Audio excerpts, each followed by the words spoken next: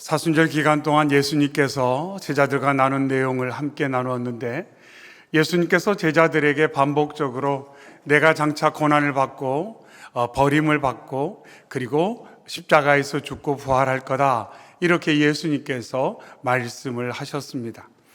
하지만 제자들의 입장에서 십자가, 죽음이라는 사건은 실패, 끝, 이렇게 생각을 했습니다. 그래서 예수님께서 반복적으로 자신의 순환을 예고하시고 부활의 영광을 알려주셨지만 듣지 않고 도리어 항변했습니다. 그런 일은 결코 일어나서는 안 됩니다. 우리가 원하는 것은 십자가가 아니라 세상의 영광입니다. 이렇게 예수님을 자꾸 움직이려고 제자들은 시도를 하면서 그 영광의 나라에서 어떻게 하면 큰 자리를 차지할까 서로 경쟁하고 시기까지 하였습니다. 그러던 중에 예수님께서는 소망하고 바라던 하나님의 뜻을 십자가에서 온전히 이루셨습니다. 하지만 제자들의 입장에서는 아직 십자가를 하나님의 뜻으로 받아들일 준비가 되어 있지 않았습니다. 그래서 십자가를 바라보며 큰 충격을 받게 됩니다. 실망하게 되고 후회하게 되고 답답하게 되고 두려움에 휩싸였습니다. 일반적으로 사랑하는 사람을 떠나보냈을 때 느끼는 감정들이 몇 가지가 있습니다. 그것에 대한 자세한 내용은 우리 아름다운 순에 정리해 놨습니다. 예배 마치고 또 시간 되실 때 한 번쯤 읽어보셔도 좋겠습니다. 사람들은 슬픔을 경험합니다. 사랑하는 이가 내 곁을 떠났을 때 마음에 큰 구멍이 생긴 것처럼 큰 슬픔과 허전함을 경험하게 됩니다. 또한 사람들은 설마 그런 일이 있는가 하면서 일어난 사건에 대해서 부정하고 그것을 받아들이지 못하는 경향이 있습니다. 이것은 방어 기제의 하나라고도 말을 합니다. 사람들은 사랑하는 이를 상실했을 때 왜 이런 일이 일어났는지, 누구의 잘못인지를 따지려는 마음이 생깁니다.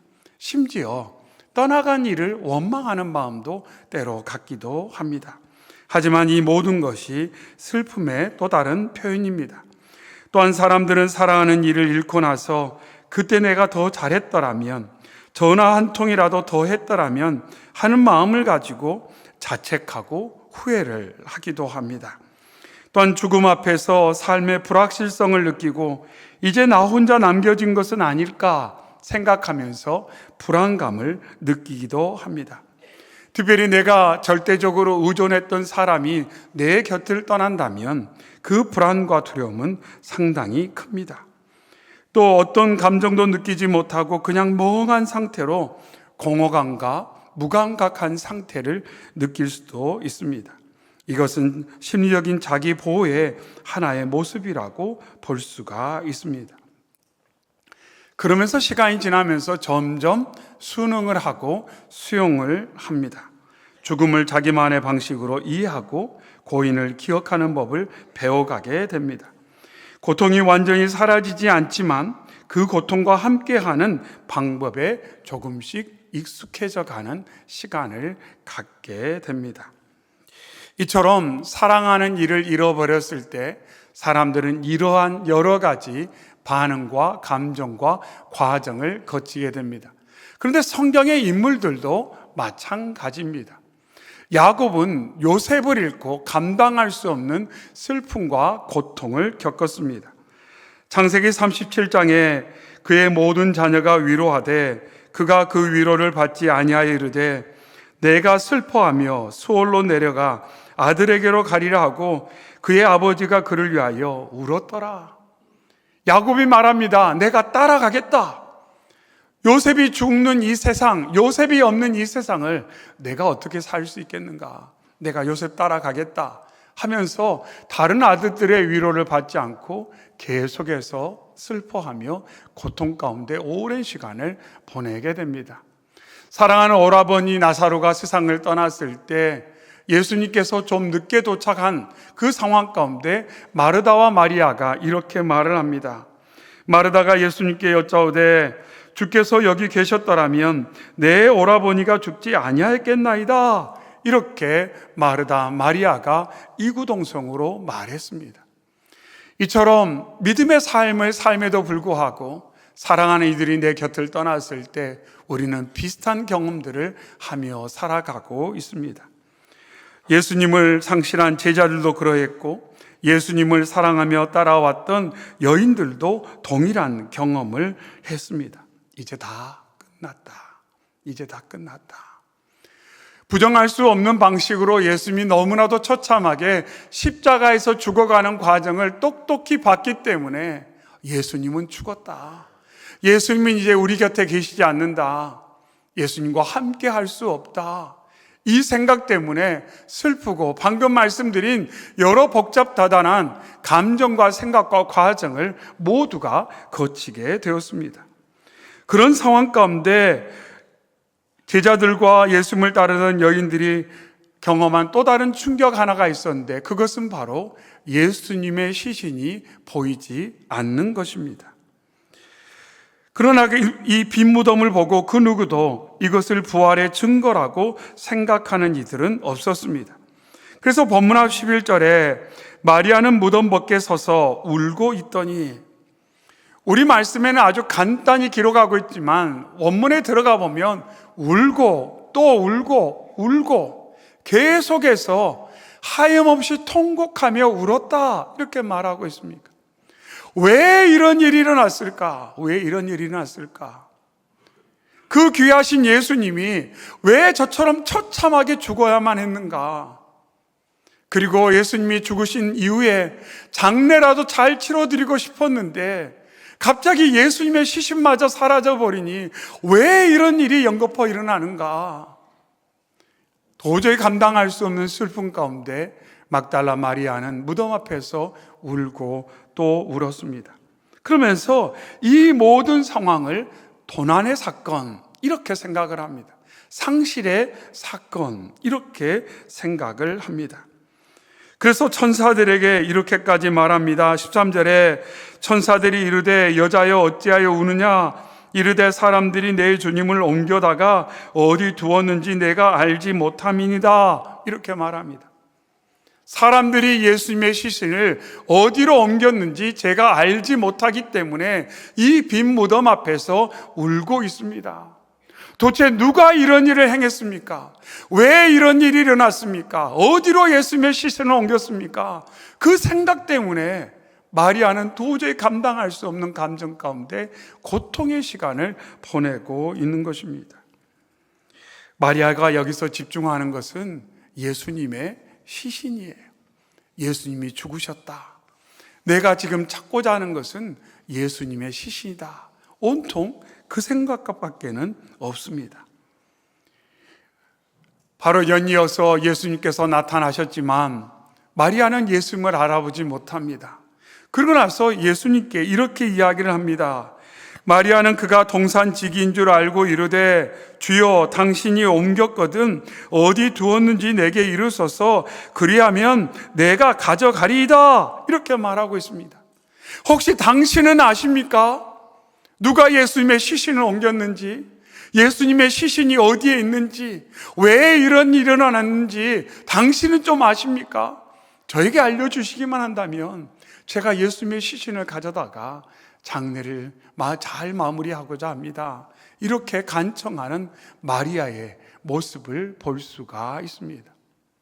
우리는 여기서 중요한 것은 예수님께서 죽으셨다라는 이 사건에 집중하면, 그리고 그 십자가가 모든 것이 끝이라는 내 판단이 강화되면, 그리고 예수님께서 부활하실 거라는 믿음이 전혀 없는 상태였기 때문에 제자들이든지 여인들이든지 모두 다 이 상황에서 그들이 집중하는 것은 예수님의 시신, 그리고 빈 무덤을 바라보며 이해할 수 없는 상황 가운데 다시금 고통을 받고 있다는 겁니다. 우리가 이 말씀을 대할 때마다 아이고 예수님 부활해서 자기 눈앞에 나타났는데 어떻게 못 알아봐? 아니 예수님을 어떻게 동산지기로 알아볼 수가 있어? 그리고 예수님을 향해 예수님의 시신을 찾다니 이게 말이나 되는 거야? 이런 생각을 하기가 참 쉽습니다. 하지만 안타깝게도 이런 일은 저와 여러분의 삶 가운데 계속 일어나고 있는 일이에요.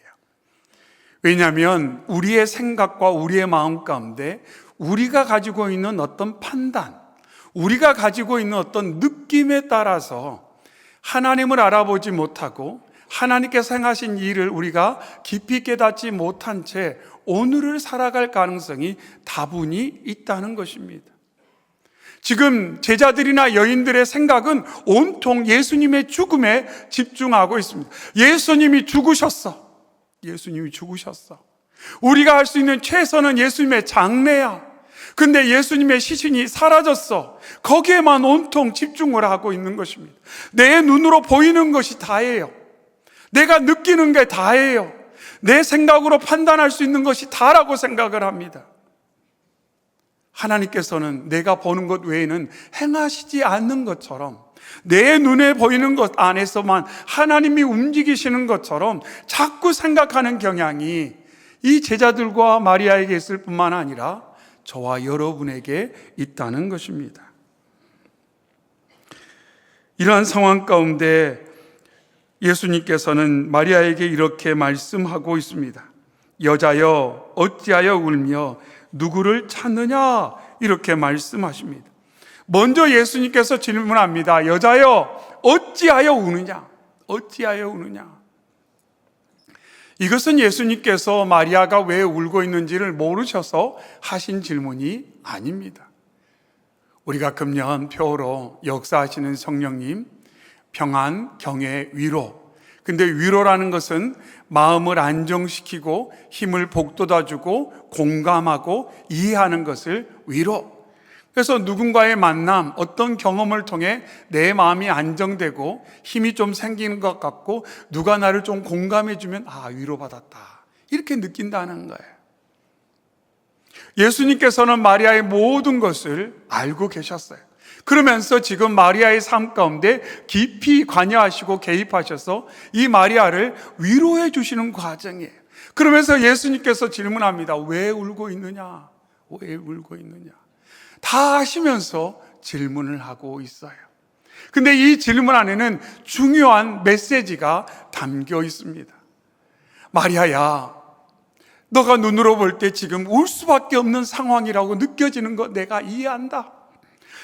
내가 십자가에서 처참하게 죽어가는 과정을 보며 너의 마음이 얼마나 힘들었을지 내가 다 안다. 그런데 그게 끝이 아니다. 그게 끝이 아니다. 내가 끝이 아니다. 내가 너에게 말하지 않았느냐? 부활에 대한 말을 하지 않았느냐? 근데 너는 왜 계속 내가 죽은 존재라고 생각하느냐? 다 끝났다고 생각하느냐? 왜 너의 눈으로 보이는 것이 다라고 생각하며 나를 제한하고 있느냐? 그러면서 스스로 계속해서 울 수밖에 없다고 하는 생각에 매몰되고 있느냐? 예수님께서 질문을 던지셨습니다. 그러면서 예수님께서 연이어 질문하기를 누구를 찾느냐? 이렇게 말씀하세요. 근데 다르게 표현하면 무엇을 찾느냐? 이렇게도 말할 수가 있겠습니다. 마리아는 지금 예수님의 시신을 찾아요. 싸늘하게 식어버린, 아무것도 할 수 없는, 스스로는 움직일 수 없는, 누군가 옮길 수밖에 없는 대상인 예수님의 시신을 찾고 있다는 거예요. 예수님이 질문해요. 내가 정말 그런 존재라고 생각하느냐? 너는 정말 내가 그처럼 무기력한, 아무것도 할 수 없는, 죽음으로 끝나버리는 존재라고 생각하느냐?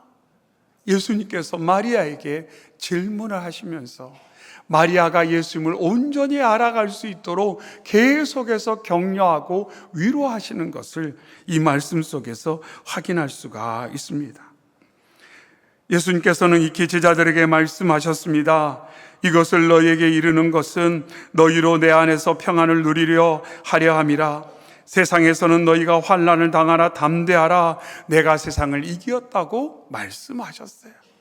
내가 세상을 이겼다. 너희가 나를 의지하기만 한다면, 너희가 나를 믿기만 한다면, 너희가 나를 신뢰하고 내가 너희와 함께하고 내가 너희를 사랑하고 내가 너희를 위해 얼마나 놀라운 일을 계획하고 그것을 이루었고 이루는지만 너희가 믿고 의지한다면 너희는 나와 함께 승리의 길을 걸어갈 수 있다고, 내가 너희를 승리하게 할 것이라고 주님께서 익히 말씀을 하셨습니다. 오늘 말씀을 통해 주님께서는 저와 여러분에게 다시 한번 강조합니다.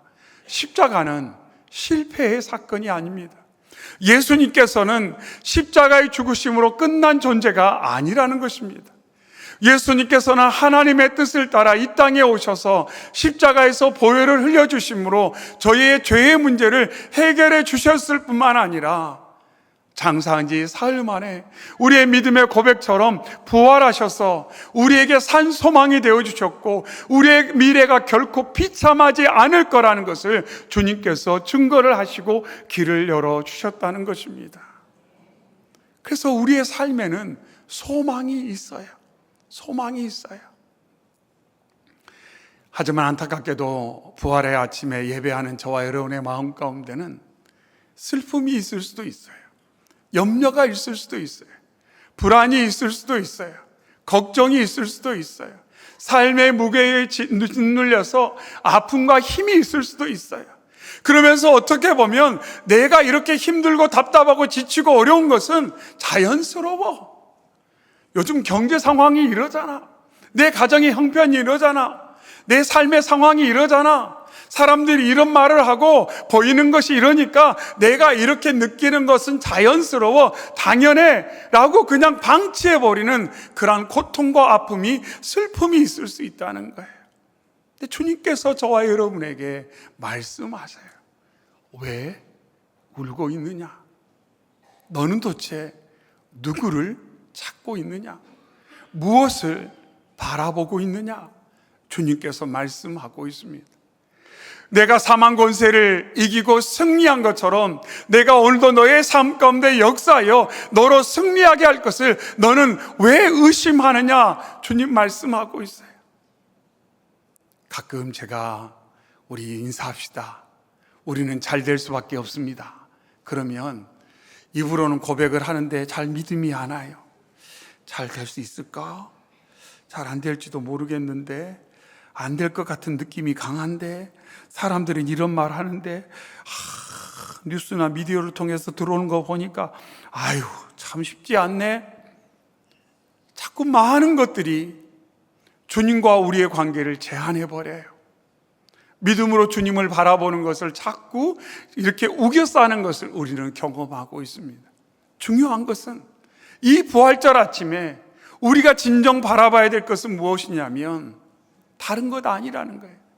나를 위해 이 땅에 오시고 나를 잘되게 하시고자 그의 모든 것을 내어주신 예수님의 십자가를 바라볼 뿐만 아니라 그 빈 무덤을 통해 승리하신 주님을 바라보는 저와 여러분 되기를 바랍니다. 때로 마음이 답답할 때, 막 뭔가 짓눌리는 것 같을 때, 힘들 때 그것을 자연스럽고 당연한 거라고 그냥 놔두지 말기를 바랍니다. 그 순간마다 주님께 나아가, 주님, 제가 울고 있습니다. 제가 아파합니다. 제가 지쳐 있습니다. 저의 힘으로는 감당할 수 없습니다. 하지만 제가 주님 의지할 때 주여 저 심령 가운데 역사하여 주시옵소서. 제자들이 거친 풍랑 가운데 요동하며 두려워할 때 예수님께서 물 위로 걸어오면서 말씀하셨어요. 내니 걱정하지 말아라. 내가 여기 있으니 걱정하지 말아라. 주님이 오늘 저와 여러분에게 동일하게 말씀하고 있어요. 내가 부활했으니 걱정하지 말아라. 내가 부활해서 너희와 영원히 함께 하겠다는 약속을 지키고 있으니, 성령으로 함께하고 역사하고 있으니 걱정하지 말아라. 주님 말씀하고 있습니다.